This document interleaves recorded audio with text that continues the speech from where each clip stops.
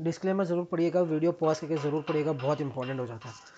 आज इस वीडियो में हम बात करेंगे टीसीएस के बारे में। Ahead of the result, Q1 के रिजल्ट के पहले क्या कोई पोजीशन बनानी चाहिए फ्रेश, और अगर है तो क्या करना चाहिए, वो आज हम इस वीडियो में डिस्कस करेंगे। मेरा व्यू क्या है, मैं कोई रिकमेंडेशन नहीं दे रहा हूँ कि आपको बाय करना है, आपको सेल करना है।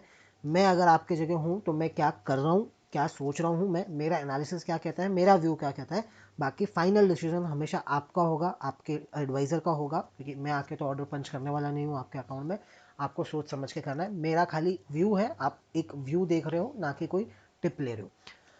बात करें टीसीएस की, देखिए लास्ट एक साल से टीसीएस एक रेंज के अंदर कंसोलिडेट कर रहा है। अगर मैं 2022 के अगस्त की बात करूं, और जुलाई अगस्त, एंड अभी भी वो जुलाई अगस्त आ चुका है 2023 का, एक रेंज के अंदर काम कर रहा है। रेंज क्या निकल के आ रही है, अपर साइड वो निकल के आ रही है 3500, नीचे की साइड पे वो निकल के आ रही है 3000 के आसपास। 500 पॉइंट के जोन के अंदर टीसीएस पूरा साल निकाल दिया है।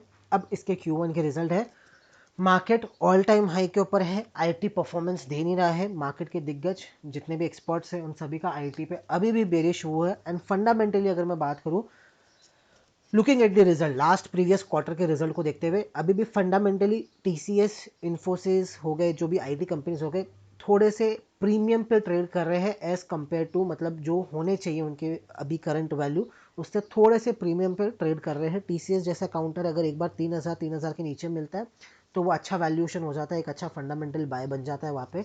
लेकिन करंटली थोड़े से प्रीमियम वैल्यू पर ट्रेड कर रहे हैं, लेकिन उसका रिजल्ट से कोई लेना देना नहीं है। रिजल्ट के बाद जो मूव होता है वो प्योरली टेक्निकल मूव होता है, प्योरली न्यूज़ बेस्ड मूव होता है। कल के लिए दो एनालिसिस निकल के आएगी मेरी। पहली, अगर मेरे पास टीसीएस का एक लॉट डिलीवरी में है, 1 lot worth of share delivery में है, प्योर एंड प्योर डिलीवरी को सेफ प्ले करने के लिए मैं क्या कर सकता हूं, या तो मैं फ्यूचर को शॉर्ट कर दूं करंट मार्केट प्राइस पे।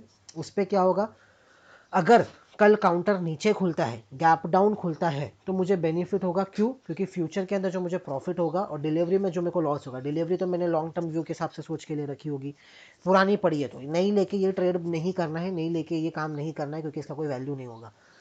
पुरानी अगर भाव की डिलीवरी पड़ी है तो मैं ये कर सकता हूँ। अगर नीचे खुलता है मार्केट तो मेरे पास एक एक्स्ट्रा प्रॉफिट आ जाएगा फ्यूचर के अंदर। वो प्रॉफिट के अमाउंट से मैं और टीसीएस के शेयर खरीद कर उसका एवरेज डाउन कर सकता हूँ, मेरी क्वांटिटी साइज बढ़ा सकता हूँ। या ऊपर का एक कॉल 3400 3500 का एक कॉल मैं बेच सकता हूं अगर मेरे नीचे के भाव के वैल्यू है, या अगर मैंने रिसेंटली ही एक आधा दो लॉट परचेज किया है 3400 3500 के भाव पे, तो मैं उसी लेवल का कॉल ऑप्शन बेच दूंगा। मतलब उतने लेवल तक तो अगर टीसीएस होगा, उसके नीचे होगा तो मुझे बेनिफिट होगा, सारे कॉल के प्रीमियम मिल जाएंगे।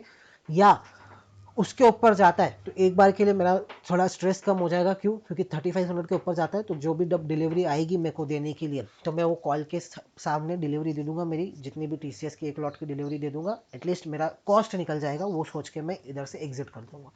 ये तो हो गई वो जिनके पास डिलीवरी पड़ी है एंड जिनको थोड़ा सा सेफ प्ले करना है। इसमें एक ही कंडीशन में लॉस होगा, अगर गैप अप खुलता है तो फ्यूचर आपको लॉस देगा, डिलीवरी में आपको प्रॉफिट होगा, लेकिन जो फ्यूचर का लॉस आप बुक करोगे उससे आपका जो एवरेज प्राइस है टीसीएस का वो बढ़ जाएगा। अब हम बात करते हैं फ्रेश पोजीशन एज पर ट्रेडर की।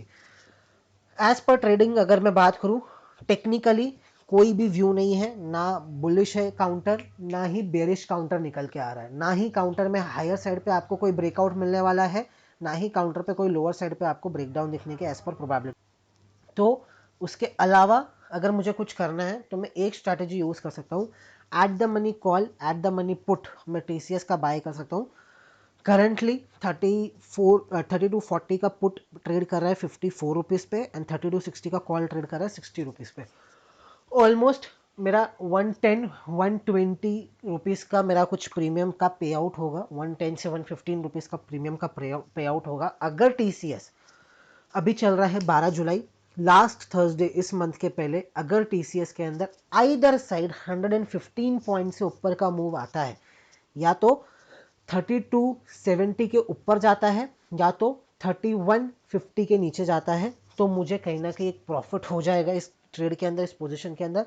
कल अगर 3 से 4% के ऊपर का मूव आएगा तो भी कल डायरेक्टली हो जाएगा, भले 100 पॉइंट का मूव ना हो, लेकिन 3-4% का भी मूव आएगा तो भी मेरे को एक प्रॉफिट हो जाएगा। 4% के ऊपर का मूव आएगा तो, नहीं आता है थोड़ा टाइम लगाता है, 15 दिन नहीं, ये हफ्ता निकाल देता है, नेक्स्ट हफ्ता मूव आता है, क्योंकि ऑलमोस्ट सारे आईटी कंपनी के जब तक रिजल्ट आ चुके होंगे उसके बाद मूव आता है। तो भी मुझे बेनिफिट हो जाएगा एक अच्छा खासा। तो ओवरऑल ये वाली एक स्ट्रैटेजी दिख रही है, समझ में आ रही है कि मैं दोनों कॉल पुट दोनों बाय कर लूँ एंड प्रॉफिट हो जाए। बेचना थोड़ा सा रिस्की होगा क्योंकि एक रेंज एक जोन में कंसोलिडेट कर रहा है, अभी कितने दिन इस जोन के अंदर कंसोलिडेट करेगा पता नहीं। नीचे के बाजू 3160-70 के आसपास सपोर्ट है, ऊपर की बाजू 3170 के आसपास का एक रेजिस्टेंस है, 3370 के आसपास का रेजिस्टेंस है। तो आइदर साइड अगर रेजिस्टेंस या सपोर्ट को ब्रेक करता है रिजल्ट के बाद तो थोड़ा सा एक मूव आने के चांसेस है, क्योंकि अगर इसको ब्रेक करेगा तो फिर एक अच्छा मूव एटलीस्ट 3470 तक आएगा, और नीचे सपोर्ट को ब्रेक करेगा तो एक अच्छा मूव 3070 3080 के आसपास तक आ सकता है। तो ये मूव को प्ले करने के लिए टीसीएस के अंदर डायरेक्ट हम कॉल पुट दोनों बाय मैं करने की कोशिश करूंगा। अगर मुझे रिजल्ट का पहले अभी जैसे 12:30 हुई है, अगर 3:30 के पहले अगर मुझे ऐसा कुछ समझ में आता है तो मैं वो कोशिश कर सकता हूँ एंड वो प्ले में कर सकता हूँ रिजल्ट के लिए टीसीएस के अंदर। धन्यवाद।